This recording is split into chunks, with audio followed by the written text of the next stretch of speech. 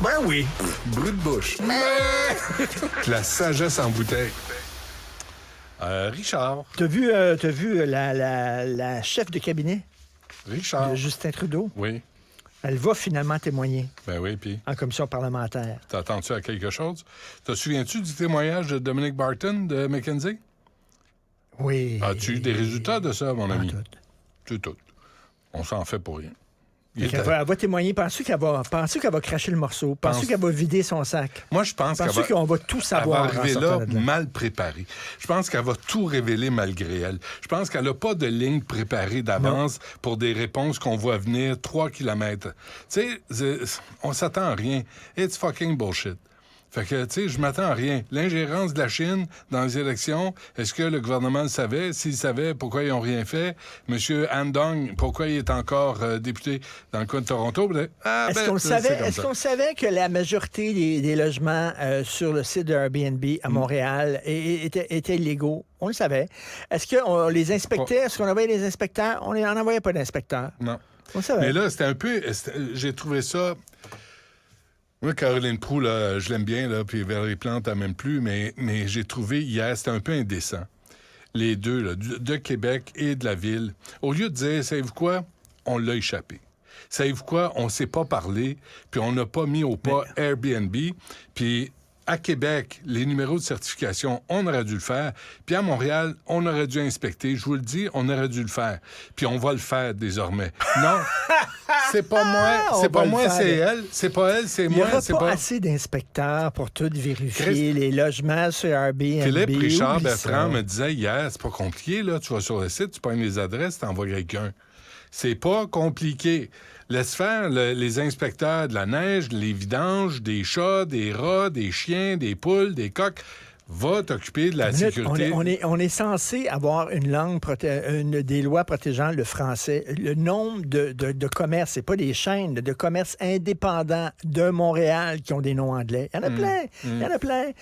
Mais l'Office québécois de la langue française ne fait rien. Ben, il agit seulement s'il y a une plainte. Fait que, ben oui. Connais-tu quelqu'un qui fait des plaques? Tu sais, une plaque là, pour dire félicitations. J'aimerais ça envoyer une plaque, le douchebag de la semaine, à Carson Brière. Le fils de Daniel Brière, qui joue au hockey, 23 ans. Le douchebag de la semaine. C'est lui qui a pris le fauteuil roulant puis il l'a crissé en bas des marches. Puis il a fallu le faire réparer. Puis lui, il s'est viré de bord comme si de rien n'était parce que papa est millionnaire. Lui, il n'y a pas de conséquences, là. Il n'y a pas de conséquences. Mais là, il va être inculpé relativement à son geste répréhensible commis le 11 mars dernier. Pas fort, tu sais. T'as un fauteuil roulant. Sais-tu quoi, Carson? Si t'as un fauteuil roulant, parce que t'as de la misère à marcher puis à te déplacer.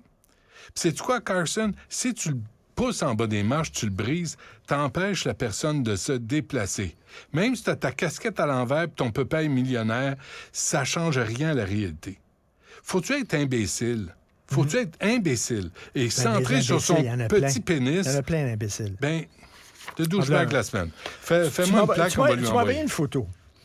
C'est une affiche, ça vient de Grenoble. Ouais. Donc, Grenoble s'engage contre le racisme. Et là, tu as une photo d'une femme voilée. Oui. Et là, c'est écrit « J'ai 2 fois moins de chances d'obtenir un entretien d'embauche ». Et ça, c'est à Grenoble, mais on en a vu des trucs comme ça ici, faits au Canada, puis faits au Québec aussi. Écoute bien.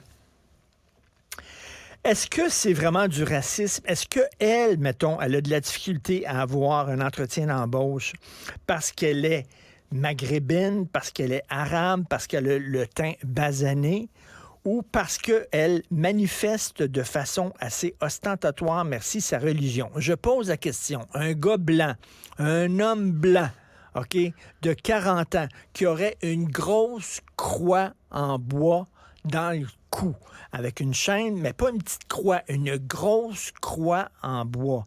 Pensez-vous qu'un employeur va voir sa photo sur un CV et va dire, lui, je veux l'amener. C'est ça l'affaire, c'est que il va accrocher le café avec sa croix en bois. Tu sais, il peut pas avoir ça qui pendouille. Je te mets 3 catholiques devant toi.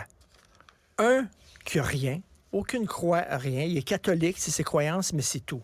Le deuxième a une croix à son cou. Et le troisième a une grosse crise de croix en bois. Et je te dis, quel est le plus crinqué des trois? Quel est celui qui risque de te causer le plus de problèmes en faisant du prosélytisme à job ou en demandant quel est? Ça peut être le plus neuro.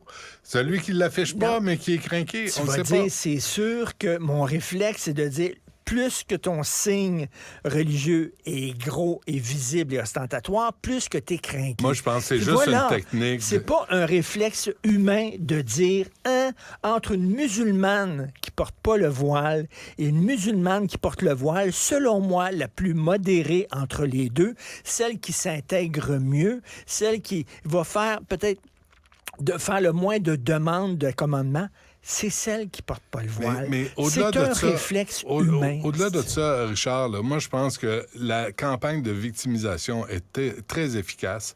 Et quand tu vois toutes les publicités gouvernementales, des banques, de Tim Hortons présentement, où les femmes voilées sont mises de l'avant, tu dis, là, arrêtez de jouer aux victimes.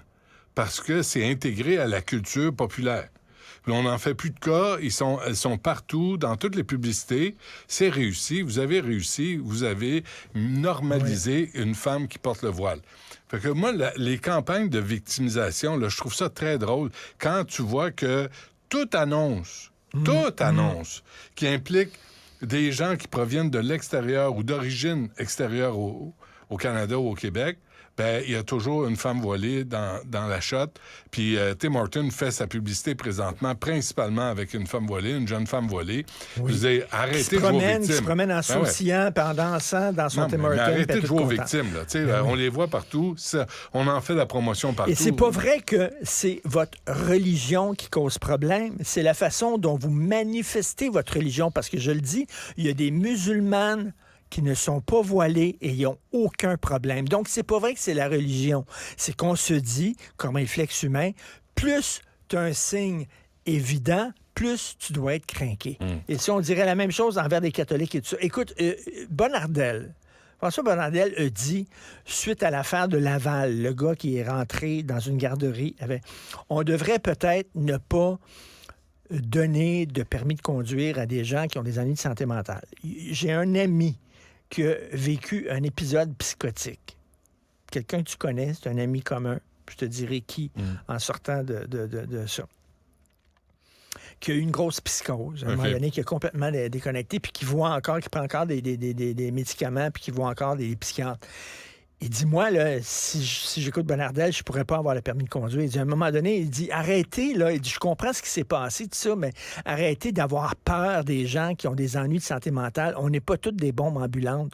On n'est pas toutes des fous. On va pas toutes tuer nos... Il dit, à un moment donné, on est tombé comme trop se passer. Il dit, l'autre extrême, puis on a peur de nous autres, là.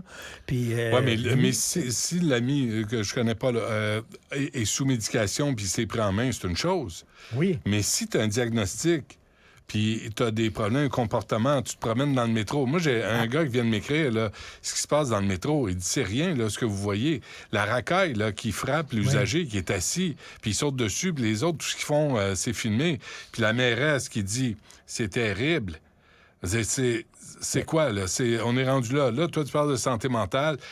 Moi, je parle de violent, mais il y a des problèmes de santé mentale dans les transports en commun. On veut nous faire apprendre les transports en commun. Tu sais, à Amqui, par exemple, à Amqui, là, ça prend le premier psychiatre, le psychiatre le plus proche, le psychologue est à 100 km. Ben oui. Il n'y en a pas. Ben oui. Il en manque. En même temps, là, il en manque. Des services, ça. Faut des services. Ouais. Puis là, ils ont fait une pub là, sur les hommes là, qui sont victimes. Ils sentent qu'ils sont violents, puis tout ça, là, aller consulter, blablabla, aller dans des groupes de thérapie, tout ça. Mais là, ça a marché. Il y a plein d'hommes qui, effectivement, ont cogné à ces portes-là en disant, hey, moi, je pense que j'ai un problème, puis j'ai le goût de régler, puis fantastique, génial. Bravo, à ces gars-là. Ben oui. Mais il n'y a pas de place. Ben oui, pas de service. Il n'y a pas de place, il n'y a pas de service, Christy, tu sais. En passant, là, je veux juste souligner la réponse de Valérie Plante. On va souhaiter Valérie Plante. On va souhaiter une bonne convalescence à ce citoyen qui a été attaqué. Évidemment, c'est terrible. C'est pas ce que l'on souhaite d'aucune façon dans le réseau de métro ou dans nos rues. Ben, j'espère bien. Sauf que ce qu'on apprend dans la presse du 11 mars dernier, il y a eu combien d'appels d'urgence en 2022? 42 000. 42 000. Chris, 42 000. Et là, on allume le jeune qui est en fauteuil roulant, qui se fait tabasser, qui se fait voler, qui embarque dans les ascenseurs pour le métro. Il y a de la merde, il y a de la pisse. Ben oui. Là, ça 42 000? Ça tombe, oui, c'était dans la presse. Ça tombe pas du ciel, là. Ça tombe pas du ciel. Je vais te le lire. Avant la pandémie, on roulait, je fais l'entrevue demain d'ailleurs là-dessus, on roulait aux alentours de 22 000 appels par année. Ça, c'est le président de la Fraternité des constables des agents de la paix, STM-CSN. Puis l'année dernière, le nombre a bondi à 42 000. En 2023, les agents de la STM ont déjà répondu à 11 000 appels d'urgence. Ah, ouais. Fait qu'il y a un problème, là. Mais... Et s'il y a des appels, c'est parce qu'il n'y a personne sur place. C'est parce qu'il n'y a pas de présence sur les quais, dans les wagons. Je regarde Montréal, ça commence à me faire freaker, parce que tu regardes Paris, ils sont poignés en France avec des problèmes d'ensauvagement, qu'on appelle le d'ensauvagement, où vraiment, là, il y a de la délinquance, puis les policiers, à ce temps, il y a des quartiers, ils vont même plus parce qu'ils font lancer des roches, puis ils se font attaquer, puis tout ça, agresser. On s'en va-tu vers ça? On s'en va-tu vers ça, là? Valérie Plante, Éric Caldwell, qui est un incapable. C'est lui le président de la STM. C'est un incapable. Ils sont 150 constables à parcourir 71 km et 68 stations du réseau souterrain de la STM. Qui ne travaillent pas en même temps, là, 150. Il faut les répartir sur 7 jours. Tu sais, sur les heures d'ouverture du métro. Là, on va nous dire, là, c'est à cause de la pandémie, tout ça. C'est-tu un des problèmes aussi, c'est pas le seul, mais un des problèmes, là, c'est que le respect de l'autorité. Le respect des Mon autres. Dieu, que c'est fasciste. Ben mon Dieu, que c'est fasciste de dire ça. Mais respecter l'autorité. Ton prof, il devrait être une figure d'autorité. Il n'est pas ton ami. Ça s'appelle il n'est pas ton copain. Ça s'appelle l'autorité légitime. L'autorité légitime, là, c'est enseigné dans les cours de politique et c'est les raisons pour lesquelles on est capable de vivre en société. Tu reconnais l'autorité d'un prof dans une classe, l'autorité d'un policier dans la rue, l'autorité d'un juge, sinon on ne pourra pas fonctionner. De tes parents. De tes parents. Combien d'enfants voient chier leurs parents maintenant et leur parlent comme... ils ne parleraient même pas à leurs amis comme ça, puis ils parlent comme ça à leurs parents. Ouais. Tu vois ça dans les restos, des fois, des enfants super bêtes à leurs parents, puis le parent... mais là, il faudrait que Valérie Plante arrête de dire la violence, c'est non, puis c'est terrible. Puis il faudrait qu'elle dise, voici comment ça va fonctionner désormais. Voici le nombre de constables qu'on va avoir dans le métro. Voici les conséquences que vous aurez si vous pissez, chiez. Attends, conséquences? Moi, je le sais. C'est quoi ce mot-là? Qu'est-ce que ça veut dire? Non, qu'est-ce que ça veut dire? Excuse-moi, je me suis laissé emporter. Arrête, je le sais, je suis désolé. Je présente mes excuses. Je le sais, je suis un nazi. Tu veux que les gens aient des conséquences à leur fasciste? Je vais aller sur Amazon, je vais me commander une chemise brune. Non, je suis désolé, je m'excuse. Tu sais, je vais m'acheter des... c'est quoi les bottes, là? C'est quoi tes bottes, Charlie, là? Des Doc Martens, tu sais, pour les skinheads. Mais oui. C'est ça. Skinheads, chemise brune. J'ai tout le temps su excuse-moi, le mot conséquence. Le mot conséquence m'a échappé. Ah, tiens, un autre qui porte des Doc Martens. Hashtag, hein, les amis? Bon, c'est correct. C'est le jeu vérité ou conséquence? Non, ça, il n'aura plus. Non, maintenant, c'est rien que vérité. Oh, puis encore. Puis si tu mens, il n'y a pas de conséquences. C'est vérité et ressenti, maintenant, le jeu. Vérité et récompense. Récompense. T'as brûlé les cheveux de ton ami en classe? Ben, viens, on va aller voir un film ensemble dans le bureau de la directrice. Ben oui. Oui, donc. Merci, on se reparle demain, mettons. Si on survit, ouais. L'émission de Benoît Dutrisac est aussi un balado.